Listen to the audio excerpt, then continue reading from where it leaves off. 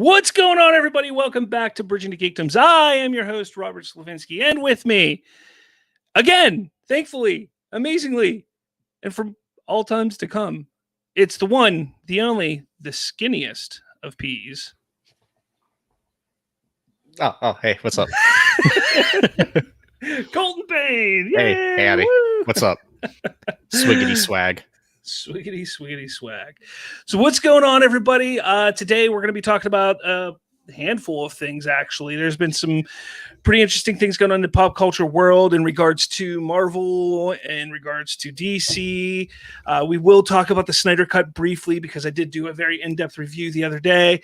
And we're going to be having a huge event this coming weekend, this Saturday, Us United More Than a Hashtag, where we're just going to be able to talk about Snyder and all that is the Snyderverse goodness that weekend. So be on the lookout for that. But how's your week been going, Mr. Colton? I went to IKEA. That was that's about the extent of my week. Yeah. Okay. I'm drinking a Coors Light, and I also have a backup Coors Light. That's that. That's all I'm doing. I'm peaking in life here. All right. Well, I mean, I had a little bit more of an exciting of a week. Finally, I got around to watching X-Men Dark Phoenix, which was... You've never seen that yet? So when it came out on home video a couple years ago, I rented it and I ended up getting the flu that weekend. So every time I tried to watch it, I kept falling asleep because I was just sick. I was just laying like, so. I mean, the movie basically goes the same way.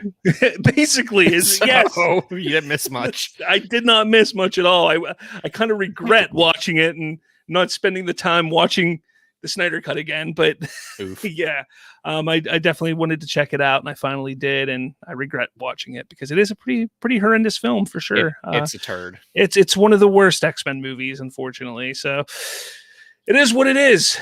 It is what it is. New Mutants? If I could talk today, have you seen New Mutants yet? No, I actually haven't watched that yet. No. I heard it's also a steaming pile of crap. Lame. It looked good. You know, it had potential, but then I started hearing, and all the stuff came out about how it didn't appear like it was going to be what we all thought with the horror aspect and everything like that. So that got kind of disappointing.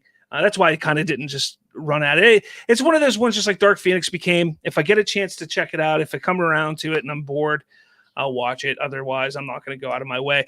Hell, I finally watched Wolverine in its entirety like a month ago. Like, you know, I mean, it's these movies, some of these movies I just don't care about watching, and finally I do, and I'm like, I don't know what all the hoopla was about. So the hoopla. Yeah, man, but this week, it hasn't been, I mean, for the most part, this week has been all about one thing and one thing only. Penis. Or Zack Snyder's Justice League. So I mean, okay, I see. Yeah, so I mean, there's been a lot of discussion about that, and we're going to get into that later on in the show because I think that's going to take up a bulk of our discussion. But let's talk about this here. I don't know if you got a chance to watch it, but Falcon and the Winter Soldier came out this past weekend, this past Friday. Episode 2 is actually tomorrow. What did you, if you checked it out, what did you think? If not, then I guess I'll just tell my thoughts. I thought it was I watched it last night. I'm not gonna lie, I completely forgot about it. I don't know. It was like it was a slow episode for me. I didn't really vibe with it. The Falcon, I wasn't a fan of Falcon, and him being in like 75% of the episode just wasn't for me. The Winter Soldier stuff was cool because it's like PTSD and stuff, but yeah, I can't remember. Sebastian Stan, that's his name, who plays Bucky. He's a hell of an actor. I do like what he brings to the overall story in the Marvel Cinematic Universe. I'm not a fan of Anthony Mackie. I don't think he's all that great of an actor, and I don't know. I never really liked the Falcon character, but that's just me. I mean, let's face it, Colton, we're not the demographic for that. I mean, valid. You know, I mean, that's what it is. But I'm still going to definitely check out the show. I'm going to stick with it because I was more excited about this show than I was even of WandaVision. And while I was disappointed with WandaVision, I'm hoping I'm overall not disappointed with Falcon and the Winter Soldier. So we'll see, I guess. You know, I mean, we'll see what goes on. It was an interesting, you know, I get that they're setting up the story. They're showing these characters, how they are, who they are when they're not being Avengers. Yeah. I get that. It's understandable that they're going to try something like that. But to me, it just didn't land because get the hell out of here. You're a freaking Avenger. And you're poor. Not are you poor, but what bank is going to be like, okay, we're going to go out of our way to make sure you're taken care of. Yeah. Like I can't imagine a bank just being like, yep, nope. Sorry. Especially when your family's been banking there for generations. Exactly. Generations. Exactly. So that's just kind of. Or you couldn't just steal the boat. It's a turd. I mean, I am more interested to see what they do with Bucky in this show, but I'm hoping that something happens in the next episode that really just grabs me. I'm like, all right, I'm in. I'm fully invested because this episode didn't do that for me. Yeah, this episode was kind of like, nah. The only thing that was interesting was Bucky's stuff. That was basically it. Everything else just felt like filler. Yeah, pretty much. Let's see. The next thing we got same Marvel, or sticking with Marvel, more Marvel delays yet again. I am getting sick of it. I don't know if you're getting sick of it.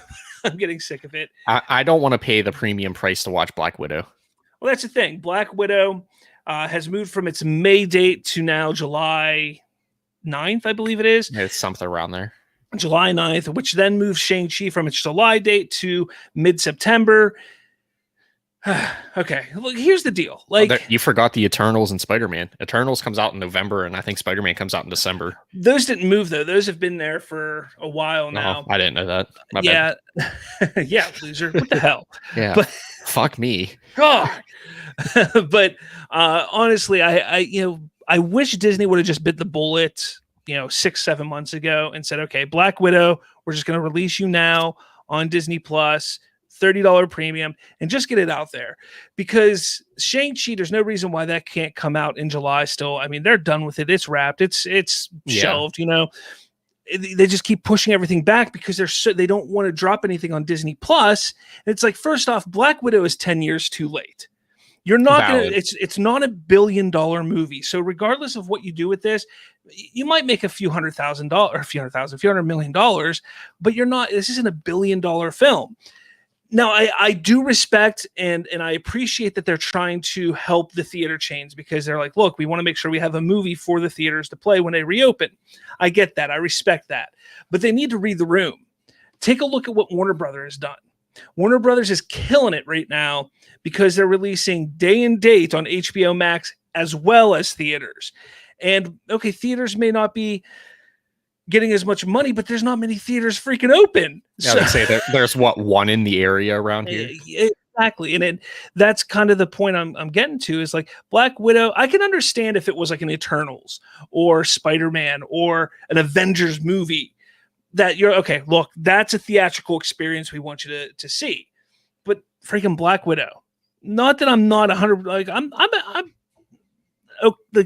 for seeing it, but overall this movie is not on the top of anybody's list to see. I can't imagine it being on the top of anybody's list because it's 10 years too late. I'll say it again, 10 years too late. Yeah, she's already dead, so who cares? Exactly.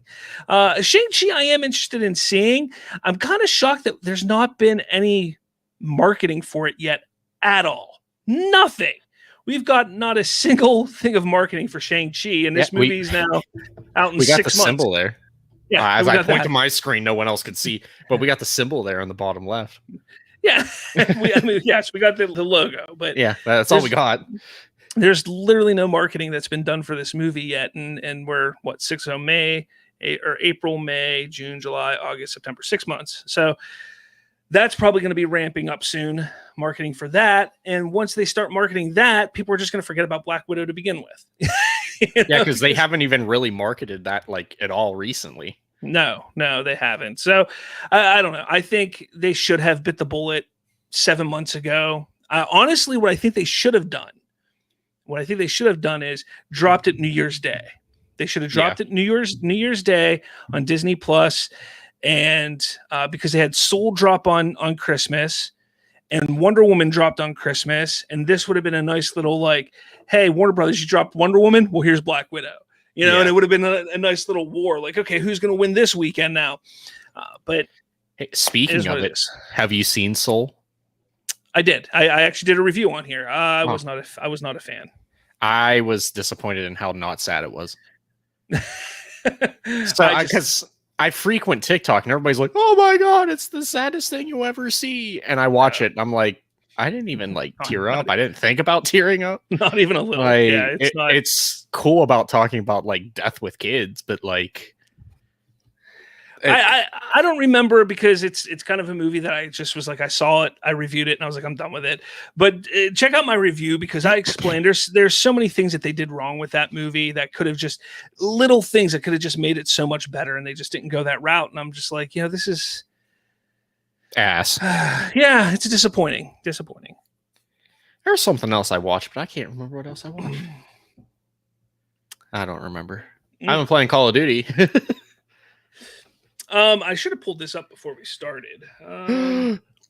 But it's okay. Hi, viewers. How are you guys doing today? Helen Mirren has been cast as Hespera in Shazam. She's the villain. Hespera will be the villain, which is interesting. Helen Mirren in a DC comic book movie. Isn't she the Devil Wears Prada? She is the daughter of Atlas.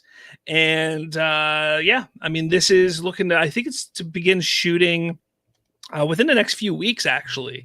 It's going to be shooting. So very interesting to have Helen Mirren. I mean, she's a big actress. I mean, she's pretty, I mean, it's Helen Mirren. I mean, if you don't know who Helen Mirren is, she's old. What the hell are you doing? Exactly. So we got that going. Coming. Shazam, Fury of the Gods is the title of the movie. I am looking forward to it. I liked the first Shazam movie. I know some people, it wasn't their cup of tea, but I actually really enjoyed the first one, and I am looking forward to see what they do here. I don't know. Did this come with The Rock's whole big post about everything that he dropped today? The Rock? Yeah, The Rock dropped stuff on like his, I don't know if it was Facebook or Twitter or something. Oh, the Instagram stuff? Yeah. Was it Instagram? I don't remember. He dropped a whole bunch of stuff today about it. Like he dropped like a poster with everybody and stuff. I don't. Yeah. That's that's for the Black Adam movie, which we're gonna get into here. Sorry. Black Adam Shazam. It's the same. Man. It's the same but different. I'm sorry. Come on. I'm sorry. Come on. I'm sorry. No, he did drop some things about Black Adam on his Instagram, but the big one, spoiler alert. The big thing was this here. Pierce Brosnan has been cast as Dr. Fate in Black Adam, which is kind of interesting because, again, you go from having somebody like Helen Mirren to Pierce Brosnan. It's like these actors are 15, 20 years ago. You would have said Pierce Brosnan. You're like, oh, that's 007, Remington Steele. He's never going to be in a comic book movie. Well, here we are. And 20 years later, here we are. Exactly. It's wild, and the fact that he's playing Dr. Fate is amazing. It's fantastic. This isn't the first live action Dr. Fate. We actually had a Dr. Fate on Smallville, and I think there was another show at some point. One of the other superhero shows had him on, but this I'm excited. Dr. Fate is a really cool concept and character, and it's going to be interesting to see how they utilize Pierce Brosnan for it, because that's not a name that I would have come up with. Like, who should play Dr. Fate? Like, I never would have thought like Pierce Brosnan. So I'm looking forward to that. I hope people give it a chance. I think people are actually excited about it. So let's see what happens for sure. Continuing with casting news on DC, there are some additions and changes in The Flash. Now I got to pull this up because my notes were all corrupt and it was annoying. So I'm so sorry. I totally, when you pulled that up, I was like, oh my god, who's the crackhead Natalie Portman? I was like, oh, And it took me a second to realize it. I'm sorry. That hurts a little bit, but whew, yeah, my brain went there. I'm sorry. Well, the Flash has a huge amount of talent already connected to it. The Flash movie already has Ben Affleck attached. Obviously, Ezra Miller playing the Flash. Sasha Calle, or Call, however you want to say her name, is Supergirl. You know, there's some big names I'm going to get into. There's another one I kept out for a reason. Kiersey Clemons is coming back as Iris West, and we just saw her in the Snyder Cut for the first time. So there's some really cool things going on. Now they did cast his mother the other day. I can't find her name. See, this is why it's Baby Yoda.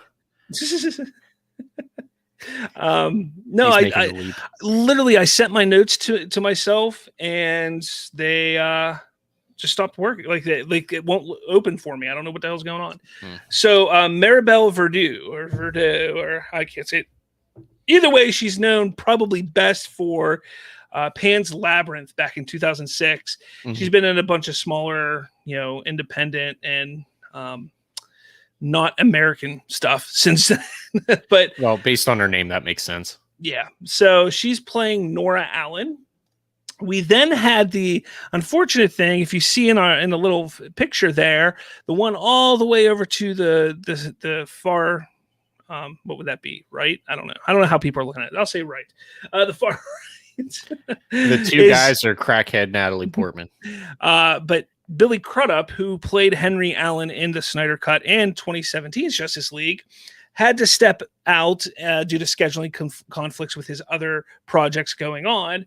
So they recast him with Ron Livingston. Now, for those of you who are unaware of who Ron Livingston is, he is right there on the picture, but he's best known, in my opinion, from Office Space, the Mike Judge classic movie of the late 90s. It's a fantastic movie if you've never seen it, so go watch that movie. But he's also in The Conjuring. He was in Swingers adaptation and a plethora of other things. He's a very busy actor. He does a lot, but definitely check out Office Space to see what kind of actor he is if you haven't. Really good movie. It's old too. I mean, it came out in 1999. So I was 3 and I still saw it. There's no excuse for you. You were first in line at the theater to see Office Space. Damn straight. I waddled my way up there. Left 4 days early. Now, sticking with the cast of The Flash, the reason why I left this person off is because he made some interesting comments this week in regards to being in The Flash, which is kind of shocking because we all thought it was a sure bet. But I have some thoughts on it. Let's see here. Michael Keaton recently came out and was talking and was asked about his role in the upcoming Flash movie.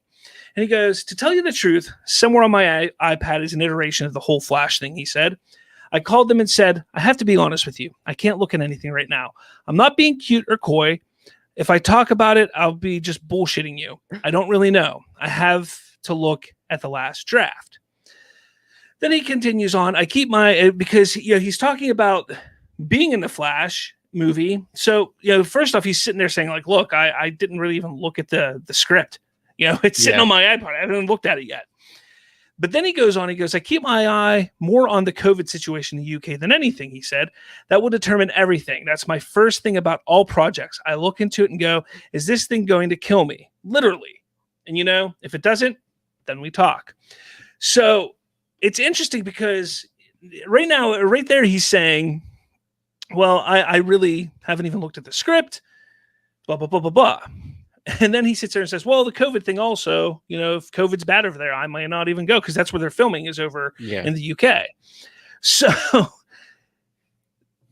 there's this whole idea now that is Michael Keaton actually going to be in there? This is something that was teased with concept art during DC Fandom last year. This is something that was discussed and pretty much thought to be a sure thing last August. Yeah. And now it's seeming like he hasn't even read the script, and they're beginning their project, I think, in a week or two. So first off, a lot of people thought that he was going to be taking over the role of Batman in the DCEU moving forward, and he was going to be an older mentor, Nick Fury type of character in the DCEU moving forward. So that's what everybody thought this movie was going to do. But if he hasn't even read the script and shooting's about to begin, that sounds more like it's just a glorified cameo that he was going to have. Yeah. But here's my thing. Being a Pittsburgh boy, following Michael Keaton my entire life, because I went to the same school district he went to. I grew up in the same town that he grew up in. I saw what bar he went to. I saw the house he grew up in. Where's your bat suit? I was, and being somebody who loved film as much as I did growing up and wanting to go and move to Hollywood and be part of film in some way, I was like, I got to see how he did it. So I followed his career from the time I was able to understand what acting or what actors were. This is on par for Michael Keaton. I was going to put out that this is what he does. Not that he is sitting there not actually going to watch or going to be in the movie. No, he's playing us all. He's playing us all. This is all because they want this to be as much of a surprise as it can possibly be. Yes, we know that he's going to be in it, but in what capacity and what type of role, all that jazz, they want it to be a surprise. And Michael Keaton has been one of those. He loves fucking with the fans. He loves doing it. I've seen it my entire life watching him. He loves to fuck with the fans. He was asked, I think it was on, I don't know, Kimmel or Colbert or Fallon or Conan or something like that months ago. And he was asked about it. And he was like, I don't know, maybe I'll be in it. I don't know. Like it's stuff like that. Like the way he talks about it, here's the thing. Actors, they're, especially at his age and how long he's been in the industry, it's either he is or he isn't. They're going to give him a script. They're going to say, this is what you're going to do. He's going to go back and say, well, I don't want to do this. Can we make some adjustments? And it's going to go back and forth. Yeah. By this point, 2 weeks prior to filming, that would all be figured out.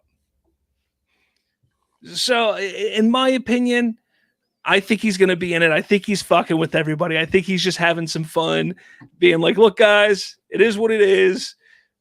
Maybe I'll be in it. I haven't even read the script, guys. I haven't even looked at it. I think that's all it is. It's nothing to be, I don't think there's anything for people to be worried about because he's Michael Keaton. He's doing what he's doing because that's what he does. He is the knight. Simple. He is the first one to go, I'm Batman. So I'm old Batman. I'm Batman. So one other thing, I forgot to pull this up when we're talking about Black Adam. This here is your current lineup and cast that has been announced for Black Adam. Obviously, Dwayne Johnson playing Black Adam, Aldis Hodge is playing Hawkman, Quintessa Swindell playing Cyclone, Noah Centineo, Adam Smasher, and now Pierce Brosnan as Dr. Fate. That's exciting. I'm excited for it. Looking forward to what they bring to the table because it is actually, a pretty diverse cast so far, and I'm sure they're going to do a lot more with that. So I'm kind of looking forward to it. I am too. I do have one question for you. What's your over under? Rock does one rock bottom. He's not going to do any rock bottoms. He's going to do one. I say he's doing one. I don't know, man. Did he ever do one in the Fast and Furious series? No one's watched it past Tokyo Drift. I don't know. It's funny. I started watching Hobbs and Shaw last year when it came out. And I got, I think like 20 minutes in and I was just like, I'm bored. That's what everybody did after Tokyo Drift.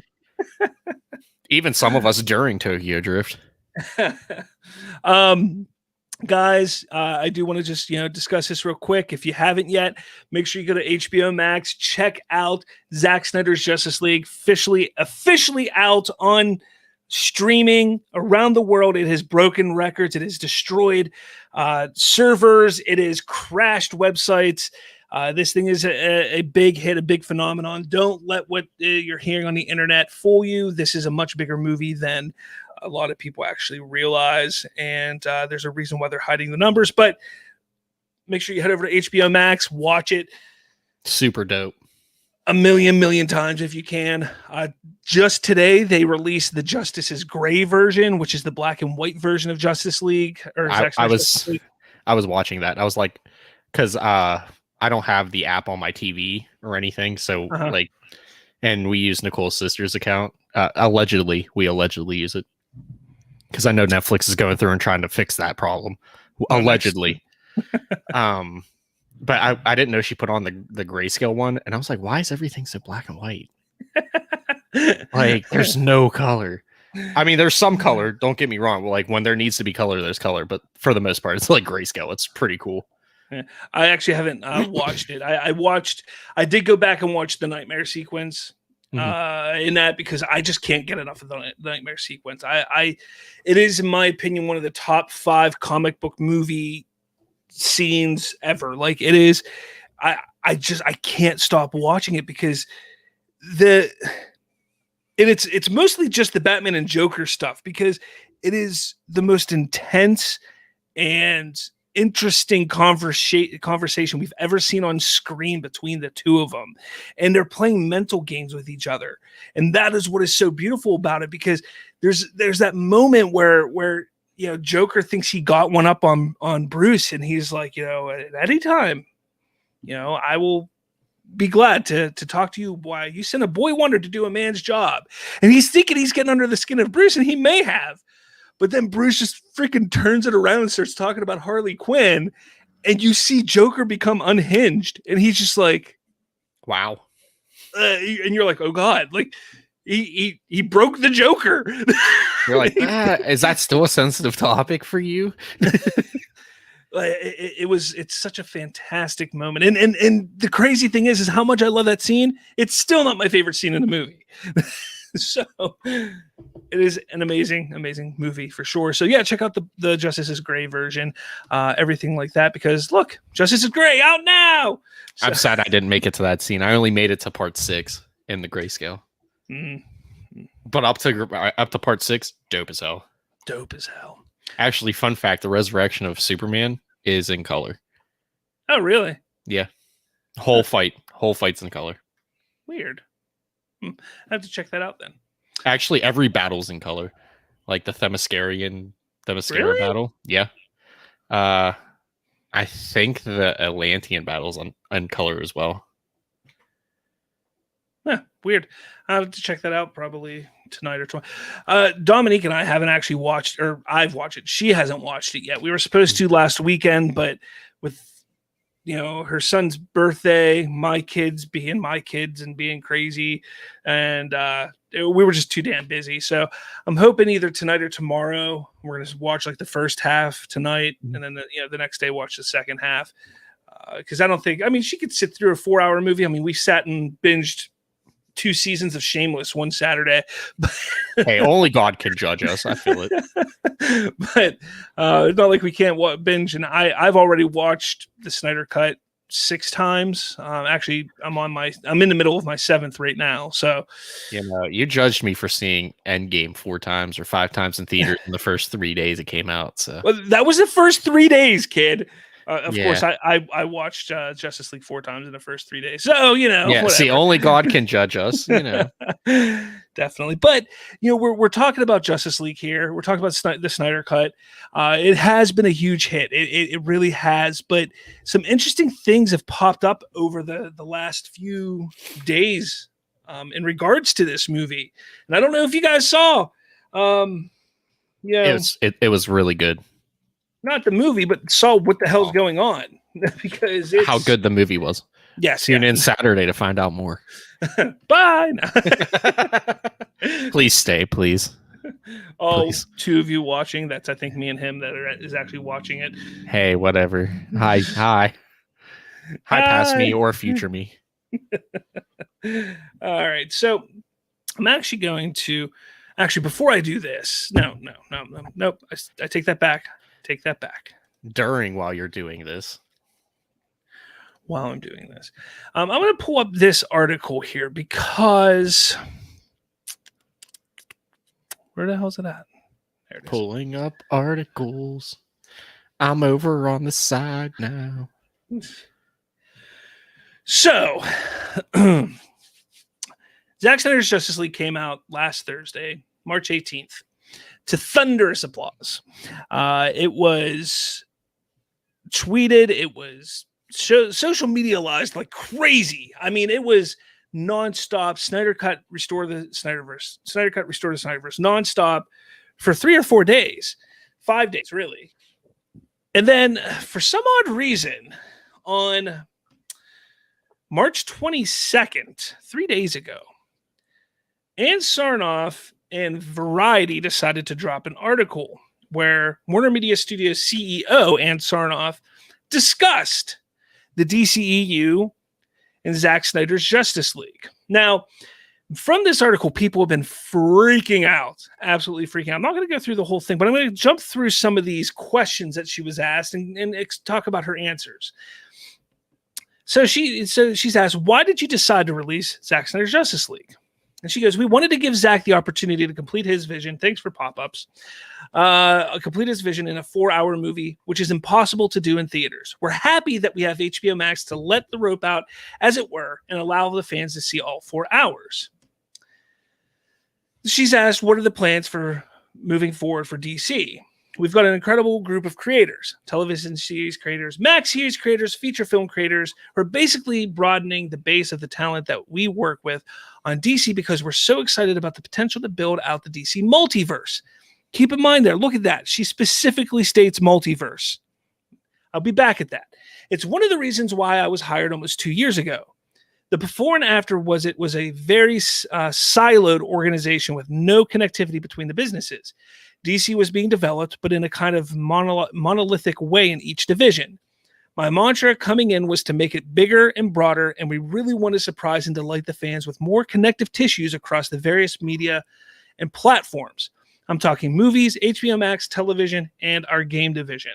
So, she specifically mentions multiverse here, which is kind of huge, and I don't understand why she and why Warner Brothers right now is so adamant about utilizing this word multiverse, because according to what she says later on here, and according to what we've been seeing in regards to announcements and what's coming from the DCEU, they have no desire to utilize their multiverse as it should be utilized, because that is the one thing that DC has over Marvel is their multiverse. And yes, Marvel does have a multiverse, but the DC multiverse is much more expansive and much more beautiful. It gives them the opportunity to do more things than what Marvel can do with their multiverse. That's the best way to put it. And literally canonize everything that has ever been released DC-wise. The Snyder Cut came about because of a fan campaign online. Do you feel like you need to strike a balance between being responsive to fans and charting your own course as a company? How responsive do you believe DC should be? And she goes, which is a complete lie here. She goes, I was just going to laugh at the first statement there. We're always going to listen to our fans. That's why we got a steaming pile of shit in 2017. But we are in service of the broadest fan base, and we owe them an integrated, holistic strategy. Or holistic strategy. I don't know how you say that. Anyways, we are the shepherds of the franchise, and hopefully when the fans see what we've got in store, they'll know that DC is in good hands across many different platforms with many different creators. We want different voices in the mix. For certain fans that want singular voices, they may be disappointed, but we would ask them to be patient and see what we've got in store, because perhaps the newer voices in the mix will have just as compelling stories to tell. On balance, you, of course, want to listen to your fans, but we do want to stay true to our vision and our mission for DC and build that out. We have weekly meetings with our key execs in every division. Last August, I was made head of studios and networks, and I now have all the creative groups underneath me. So now, around that table, it's not just Warner Brothers Film, Warner Brothers Television, and Warner Brothers Games, but it includes HBO, HBO Max, and Turner Networks, Adult Swim, and the Kids and Family Networks. We're involving all of those people in our plans going forward, and that means the media is going to be more connected. Sometimes in subtle ways, and sometimes in more overt ways. Like opposite the Suicide Squad, we're spinning out Peacemaker, with James Gunn and John Cena passionately developing that for HBO Max. It's my job to make sure we super serve our fans across all demos and all fan bases. They spelled John Cena's name wrong. All right. They did? Yeah. Oh, they did. Damn. Yeah. Way to go, Variety. Way to go. So again, they're acting like they understand what the multiverse is, and they're not. They don't understand, because she's making it out to be that it's simply just, oh, we're going to have a connective tissue of all DC stuff across all, TV, movies, blah, blah, blah, all that stuff. That's not what the multiverse is. And according to this article, that's kind of what it seems she believes what that is what the multiverse is, and it's not. And what's disappointing most is Hamada and Jim Lee both have not pushed back on this, at least that we've seen. But let's keep going. There's also been a toxic side to the fandom, with reports that critics and some of your execs have received threats for not endorsing the Snyder Cut or being perceived as standing in the way of its release. What's your reaction to that behavior? Before I get into her answer, I want to see these threats. All right.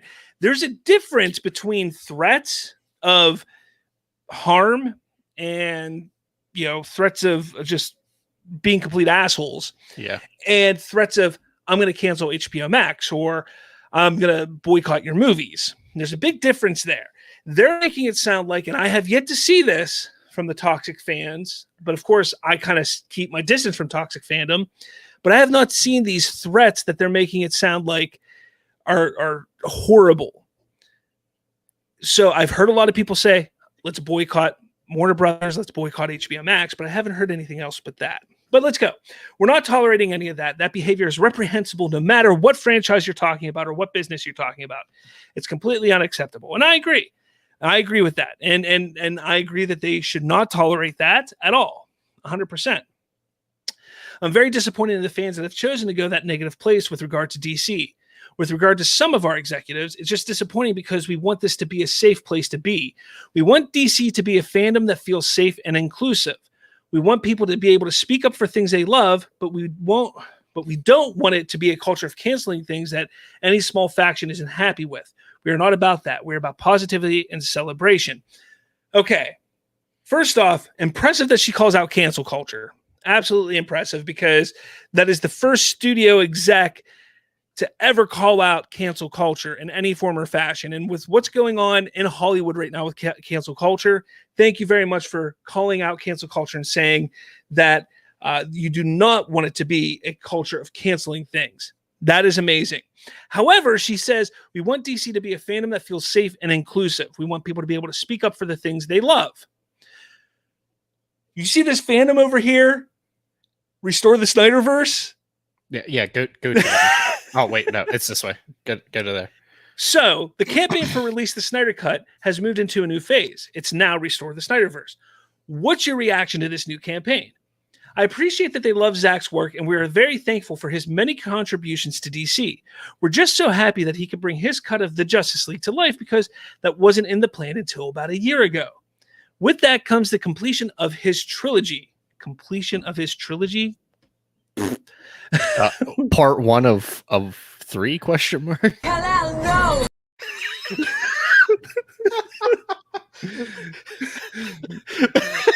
Hold on. Wait, one more time. Completion of his trilogy. Hell no. Like trilogy means 3, and there's now, 1. Well, no, technically he got his trilogy, which they consider Man of Steel, Batman vs. Superman, and now Zack Snyder's Justice League. Bullshit. I'm calling bullshit. And Snyder has even called it a trilogy, as has the producers and the writer Chris Terrio. They've called it a trilogy. But here's the thing: it was the first 3 movies of a 5-film arc, and that's another thing that she doesn't talk about here. So that's a pentology. She goes, we're very happy we've done this, but we're very excited about plans we have for all the multi-dimensional DC characters that are being developed right now. Multi-dimensional DC characters. So she's using the multi word again. Multiverse earlier on, now multi-dimensional DC characters. Does she understand what that means? We're going to get a Teen Titans Go and a Titans crossover. will there be more of these director's cuts? Will we see David Ayer's cut of Suicide Squad? Boom. She lays the hammer down and she goes, HELEN, no. That was the best one. she goes, That's bullshit. We won't be developing David Ayer's cut. Okay. So there's a whole bunch of other stuff here. I do recommend you go check out this article. I don't want to read through everything because it is kind of eye-opening. But here's the kicker. I want a David Ayer fucking Suicide Squad. Yeah. Everybody's pissed off at this article. They're all pissed off at it. And I agree, you should be. But I think people aren't understanding what they need to be pissed off about, because the fact that Warner Brothers is sitting here saying, no, we're not going to do more Zack Snyder stuff. We're not going to do David Ayer Suicide Squad. That's no surprise that Warner Brothers would say that. What people need to be pissed off about is that she did this 5 days after the release of their biggest hit, their biggest movie to be released in more than 2 years. There has not been a movie this big that is released. Now, yes, you can sit there and blame COVID for that. Absolutely. There was an entire year where nothing released due to COVID. But that's 2 years. They have not had a movie release that has been this big. And everybody's going to sit there and say, oh, Wonder Woman 84, Wonder Woman 84. Bullshit. Wonder Woman 84, while it did big numbers that first day and first weekend on HBO Max, there was more negative press. There was more hate surrounding that movie. The Snyder Cut has been so well received all around social media that it is one of the biggest hits that we've seen across any studio in 2 years. Is it sad to say I haven't seen Wonder Woman 1984 yet? I mean, I don't recommend it, but hey, if you do you, man, you do you. I'm gonna watch it eventually, but I haven't seen it yet. Yeah, you do you. I had to suffer and watch it twice, but you do you. Twice. Yeah. I'm sorry. Yeah. So we're sitting here now looking at this. Snyderverse versus Warner Brothers. That's what's going on. Why the hell did they, and this is not anything new. And this is what I did a video the other day. This isn't anything new for Warner Brothers. They hate the Snyderverse. They hate what Zack Snyder's doing. Zack even said it in an interview that Warner Brothers did not like Batman versus Superman and wanted him to change Justice League to not even be attached to Batman versus Superman in any way, shape, or form. They have no appreciation for what Zack was doing. So the fact that they were forced to not just release the Snyder Cut, but also finance an additional roughly $70 million to put this thing out, they're pissed. They don't want to deal with it anymore. But what sucks for them, not for us, what sucks for them is it was a big hit. It was a big hit.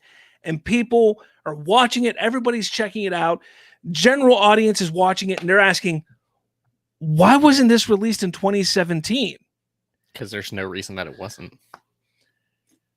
So now they're sitting there saying, they're trying to pump up this idea of a multiverse, and they have been since last August.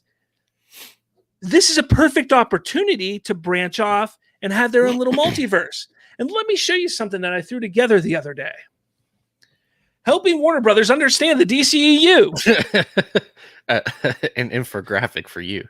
Oh, this is perfect. This is exactly what they need. So there you see.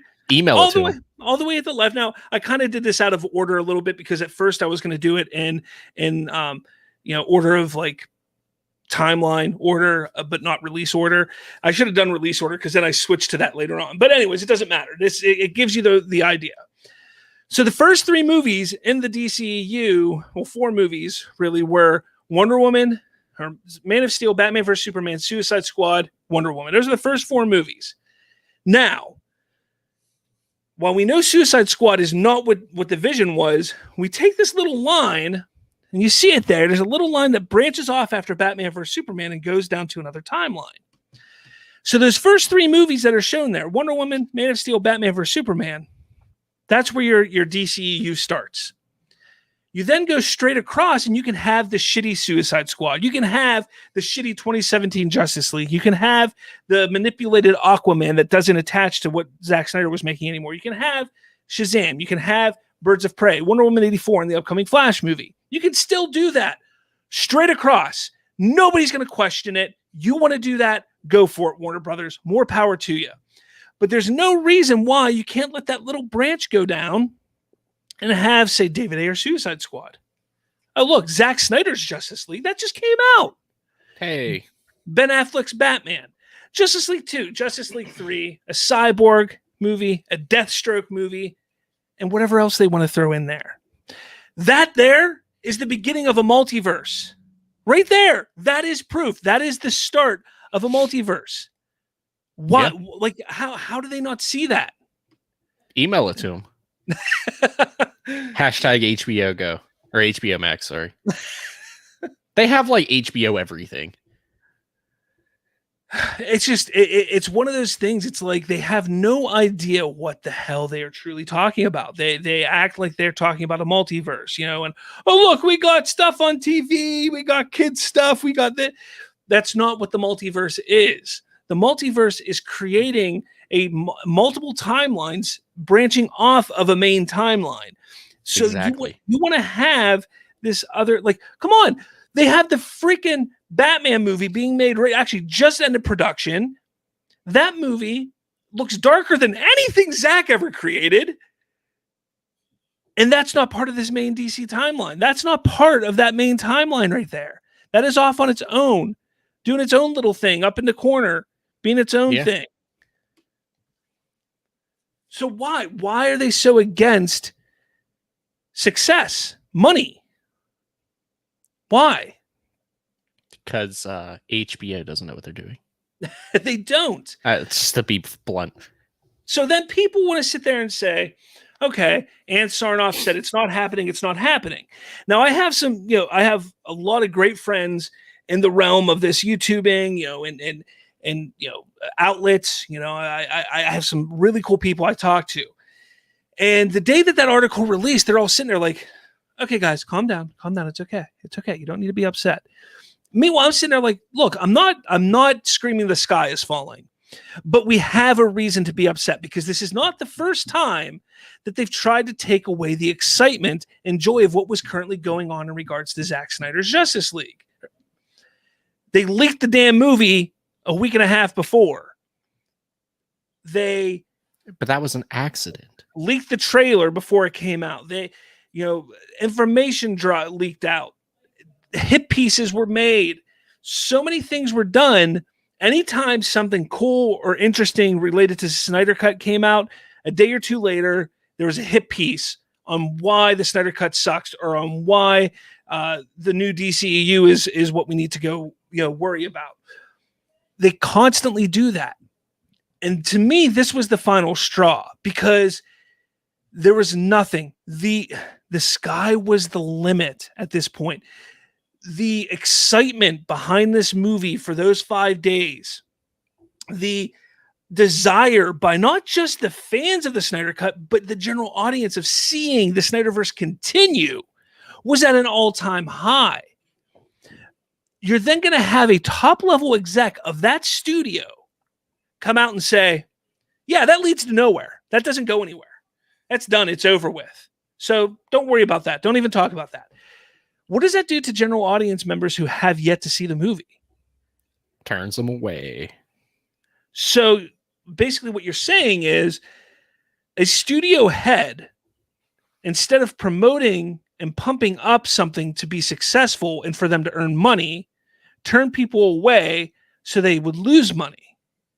I don't know if about you, where you work, Colton, but I know where I work. If I work in the entertainment business, if I went and told people like, hey, this here, don't even worry about it, walk away, and we lost money, I'm pretty sure I would lose my job. Just saying. I mean, in the normal world, yeah. But I mean, it's been what 4-year battle for this movie now. Remember, you won the battle, not the war. So people, yes, be upset about this. Don't get toxic. Don't go and threaten people because that's what they want. They want to prove, look, we're toxic. Those fans are toxic. We can't trust them. It's not about boycotting Warner Brothers. It's about showing them that, oh, look, we're going to subscribe to HBO Max, but guess what we're going to watch every 5 minutes? Zack Snyder's Justice League. Oh. And then when you can do 4 hours of stuff in 5 minutes, please let me know. I just killed Bob. I'm so sorry. He's dead now. HELEN, no. Don't do it. What's happening? He had to put that on because there's a whole bunch of leeches that just fell out of his body. Okay. So, I don't even remember what I was saying, but don't get toxic. Just upper decker every toilet in the corporate office. Why? It's called passive aggressiveness. Passive aggressiveness. But yeah, I mean, honestly, I mean, when it comes down to it, we have to just stay positive. I tout this every single episode: positivity, excitement, enthusiasm. You know, stay united, keep pushing forward, because that's what's going to keep the Snyderverse going. And even Zack himself has stated, you know, look, don't cancel your HBO subscriptions. Keep watching it and get other people to watch it. That's how the Snyderverse will continue. That's how it'll continue. Remember, there's no us without you. Now, that's not the only thing that they're doing this week to get our attention away from Zack Snyder's Justice League.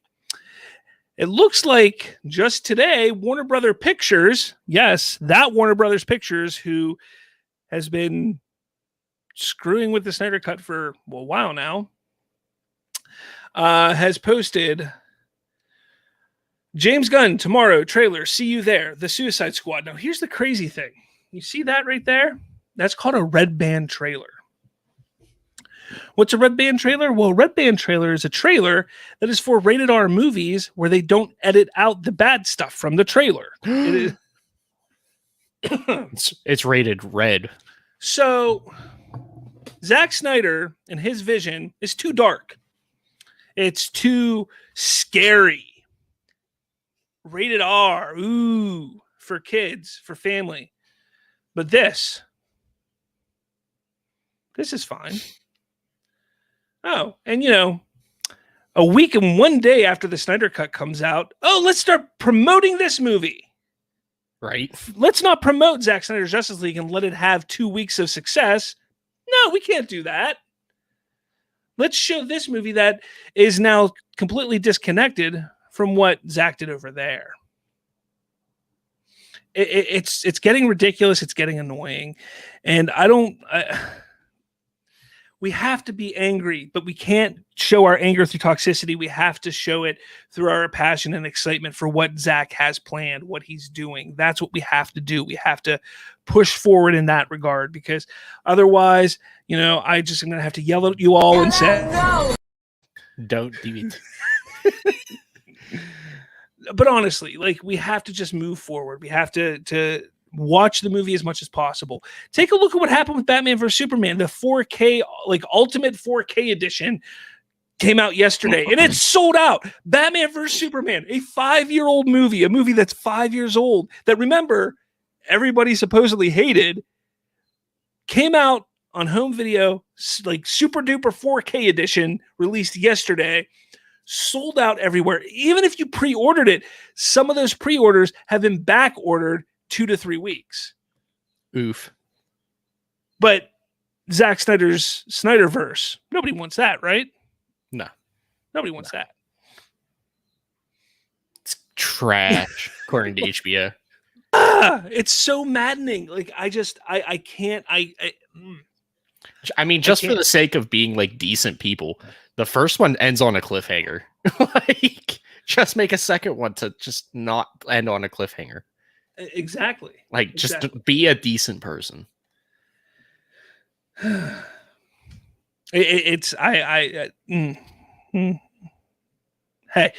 Justice is Gray out now. Go watch it. Just go watch it. Yeah, I'm 3 hours into it. So let's get into what should we expect to come of the Snyderverse versus Warner Brothers. So my friends over at Small Screen, Edward Lauder over there, he's a good guy. I had him on the show back in December. He's a good guy. I know some people, don't take to him as much as I do, but I respect him. I like him. He's a good guy, and he has a decent website that he's running called small-screen.co.uk or something crazy. It's a UK based website, so the address is all wonky, but yeah, they use metric out there too. Yeah, something like that. I don't know. But what's a kilometer? Yeah, who needs Celsius? It's dumb. But he actually posted an article today that, and I'm just going to give the cliff notes here real quick, basically stated that Warner Media basically gave a gag order to everybody within the company to just shut up and not talk about Zack Snyder's Justice League, because they were realizing that there's a lot of negative press that comes out when people talk about it, or positive press that they're not sure they can fulfill. So what Edward stated in it is there's basically like this gag order that's going on, and only one person is allowed to talk about really anything right now, unless they're instructed by the company to go ahead and talk about it. And that is Ann Sarnoff, who we just read about, and I just told needs to be held responsible for her words, because what she said was incompetent and irresponsible and unprofessional. Loses all credibility. Oh man, I suck, don't I? HELEN, no! See, Wonder Woman believes in you. But there's basically this order that says you can't talk about, or nobody can talk about it. Even Zack Snyder has kind of shied away now. He's not out talking and promoting it anymore. Now, granted, that usually happens when a movie comes out, they kind of back off and they don't talk about it so much. But even on his social media posts, it's been very pulled back, unlike before. So it's interesting to see, and if that is true, what's the reasoning? Because fans have hope. They're hoping that Jason Kilar, who is the CEO of Warner Media, he is like the big honcho of Warner Media.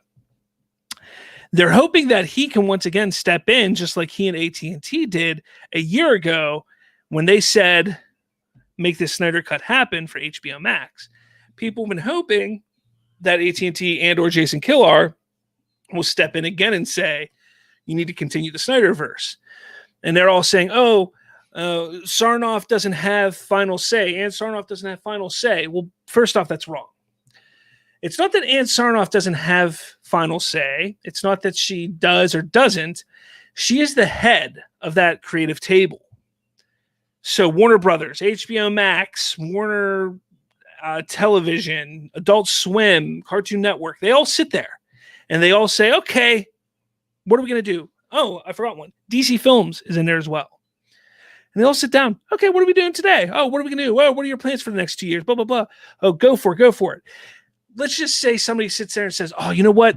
HBO Max, we want to continue the Snyderverse. She can go, nope, what else you got? Part 3. Now, Jason Kilar could come down and say, hey, Ann, I think we need to continue this. And then they work out how to continue it. But she does have a say. She can say, no, that's not in our plans. Move forward. Jason Kilar can. AT&T can. They can come down and trump what she says and make Warner Brothers Picture go forward.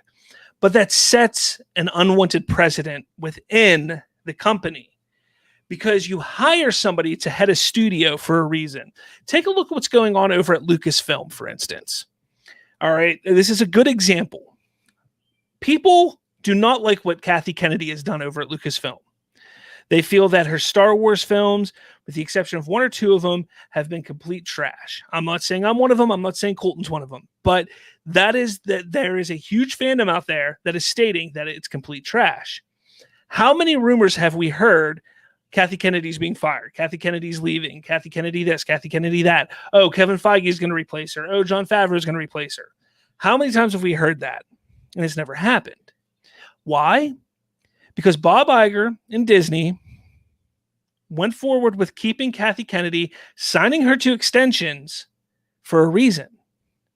because they trust her opinion and trust that she's going to make the right decisions and do the best thing that she can for the overall company and for the bottom line, money-wise. That is what you do when you hire a studio head. If Jason Kilar and AT&T keep stepping down and stepping on Ann Sarnoff's toes, why do you even have her there in the first place? Yeah, that becomes an HR issue then. Not so much an HR issue, but well, I mean, like, you need to fire her, replace her. What's the point? She may just walk away, you know, and that's not a good sign for you, because this studio has been struggling for a while now. They used to be known as the filmmaker studio years and years and decades ago, and at some point in time that changed, and when that changed, they have yet to get back to that. We thought it was a step in the right direction when they greenlit Zack Snyder's Justice League, but here we sit now, and it seems like it's the same old shit that they've been doing. And what's really upsetting is, you know, financially, people want to talk about finances and how successful things are. And, you know, I had a debate on Twitter the other day with John Horsley of Spoiler Country, and some other people chimed in here and there.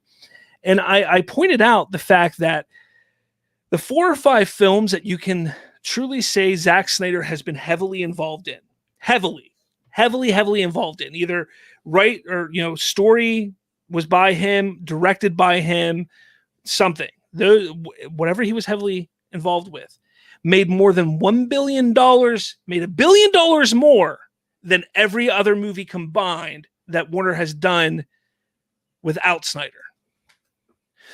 So when you sit there and take a look at financially, what is the best route to go? They're not even doing that right now. They're just like no to the fans and Zack Snyder. Just no.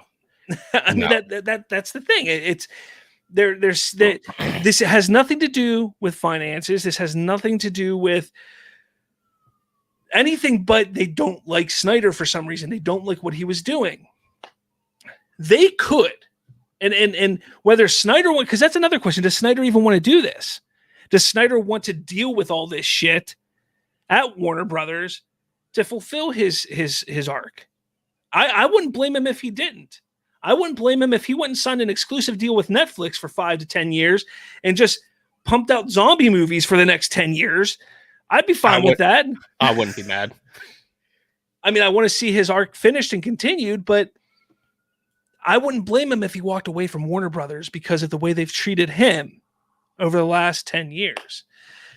But you got to sit there and think, like, how much would it cost if they said, Zach, we will give you the amount of money we gave Game of Thrones for their final season, which I think was around $150 million, $200 million for their final season.